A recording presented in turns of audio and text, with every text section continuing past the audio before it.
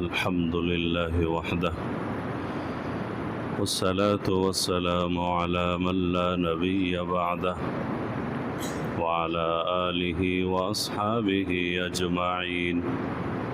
أما بعد فأعوذ بالله من الشيطان الرجيم. بسم الله الرحمن الرحيم. لئن شكرتم لأزيدنكم ولئن كفرتم إن عذابي لشديد. وقال الله سبحانه وتعالى: قل بفضل الله وبرحمته فبذلك فليفرحوا. وقال النبي صلى الله عليه وسلم: من آذى مسلما فقد آذاني ومن آذاني فقد آذى الله.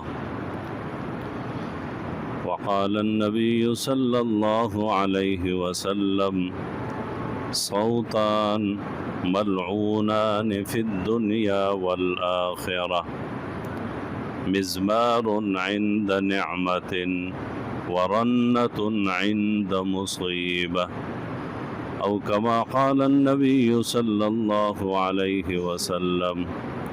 صدق الله العظيم وصدق رسوله النبي الكريم، ونحن على ذلك لمن الشاهدين والشاكرين، والحمد لله رب العالمين.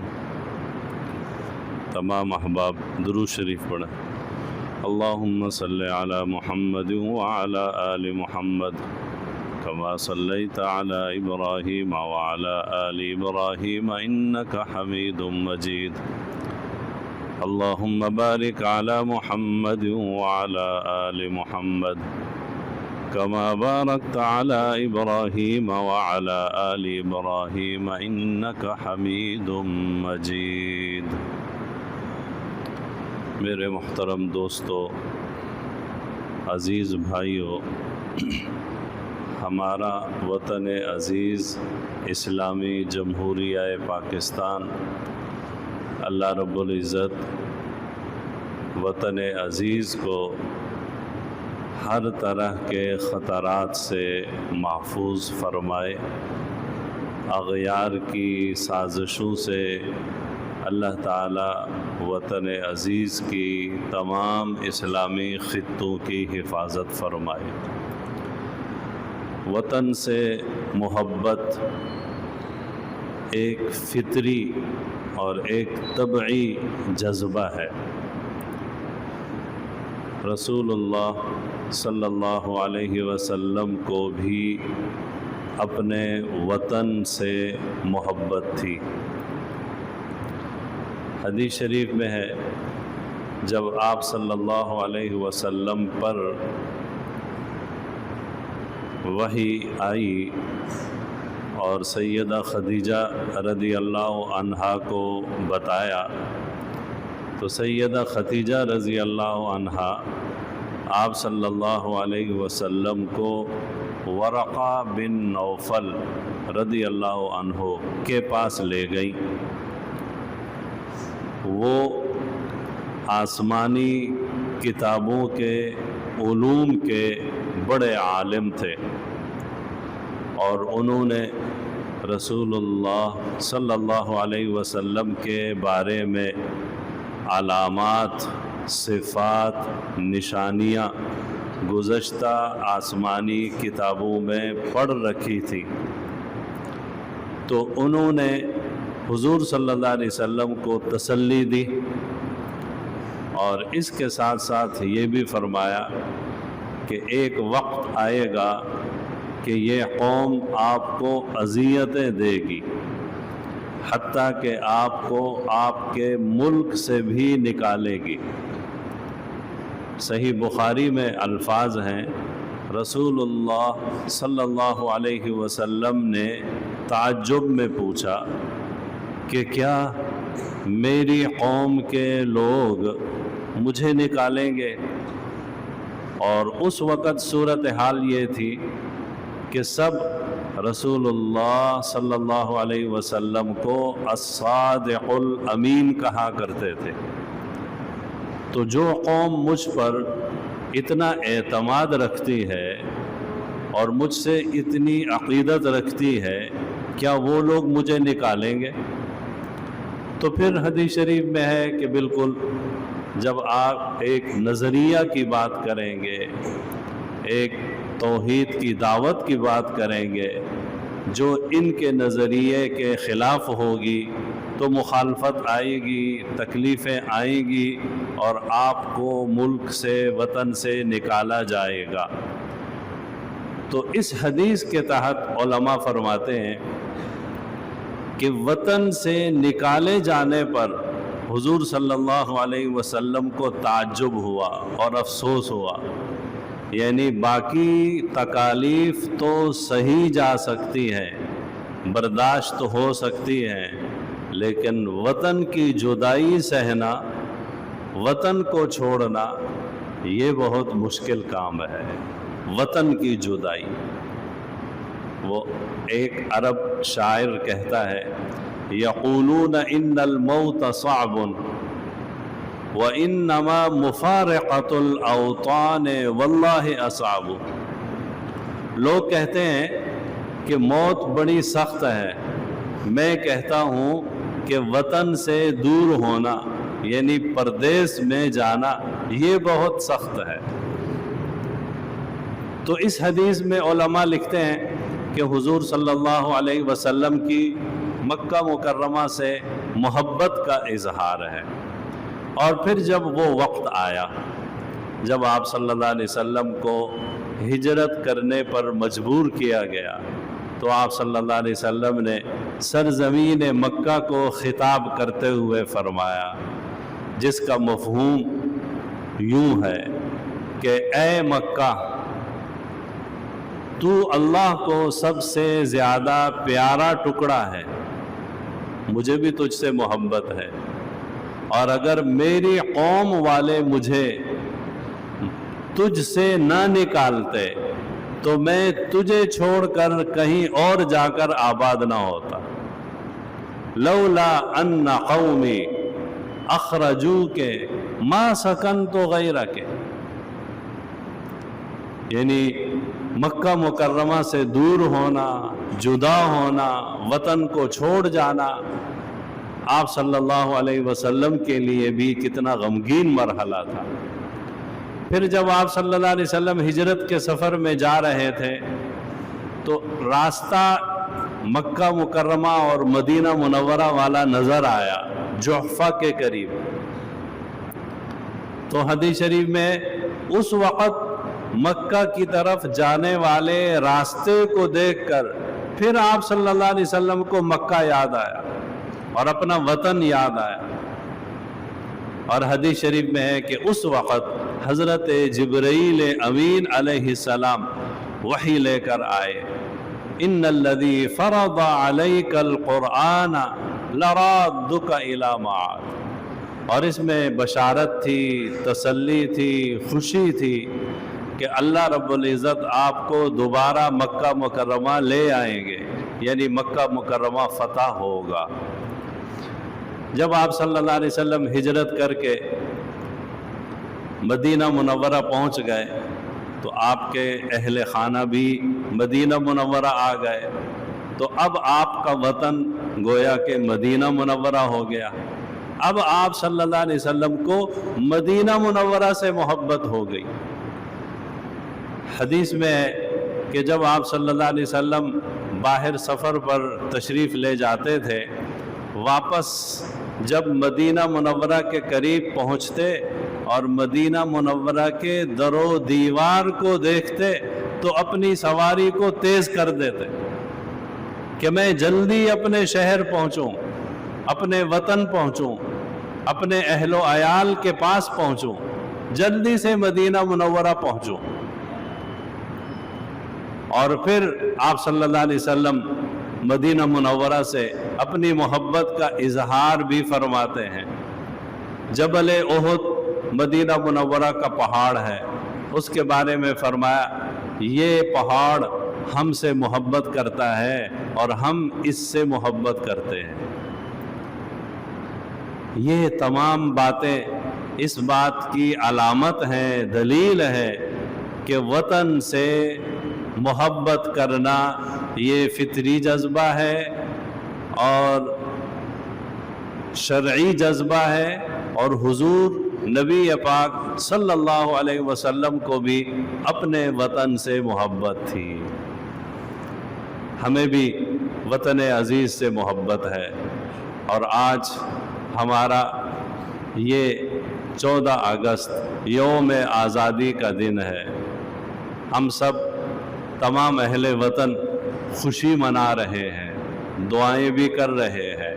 اللہ رب العزت ہمارے وطن عزیز کی حفاظت فرمائے۔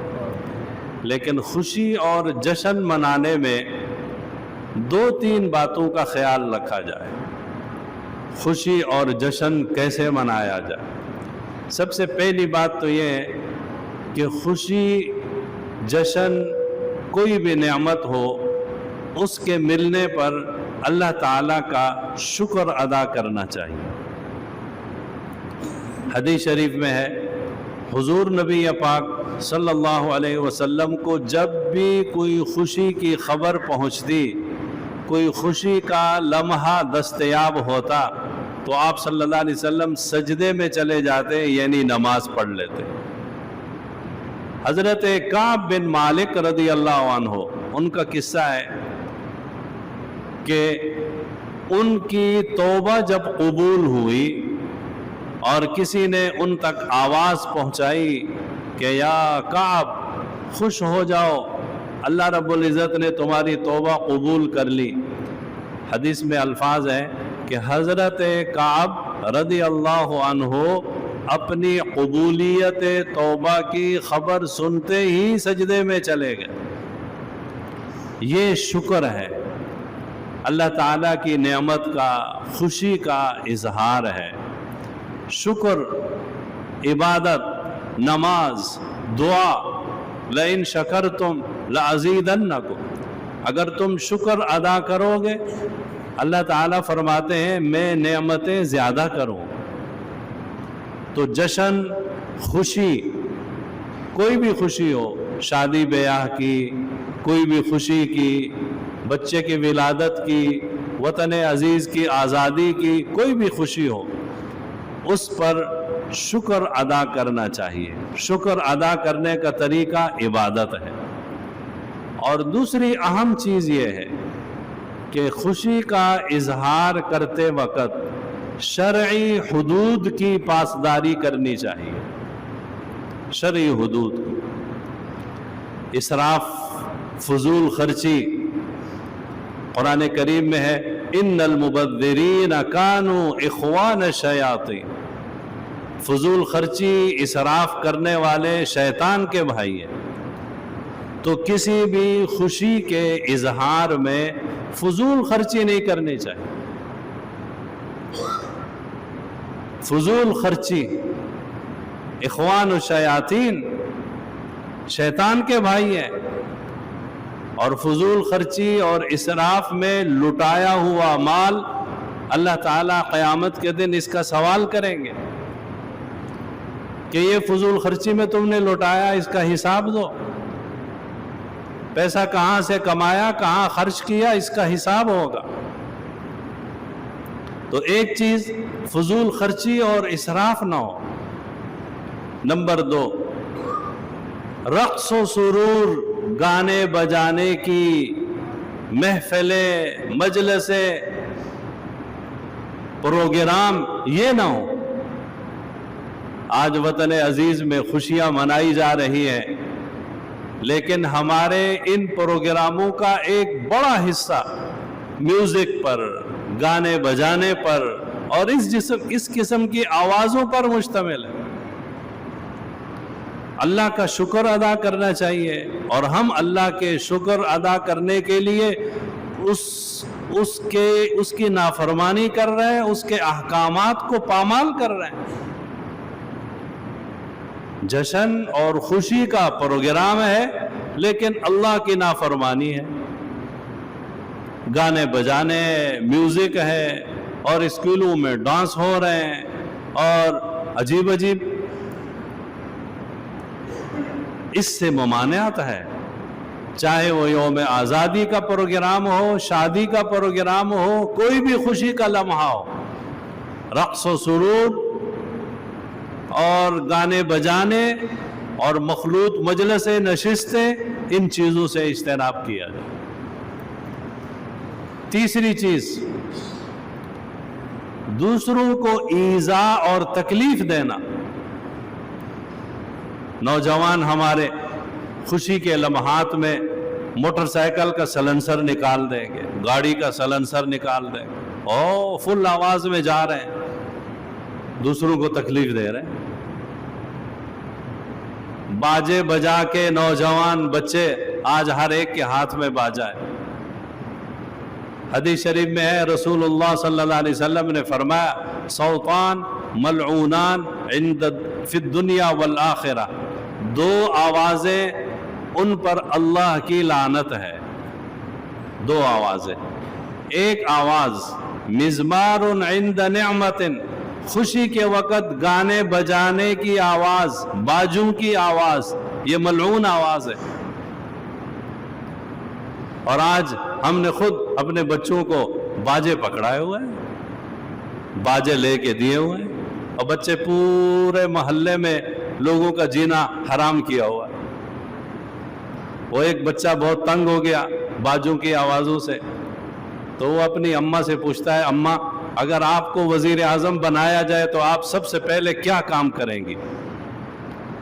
تو ماں کہتی ہے، بیٹا اگر آپ کو وزیر اعظم بنایا جائے تو سب سے پہلے آپ کیا کام کرو گے؟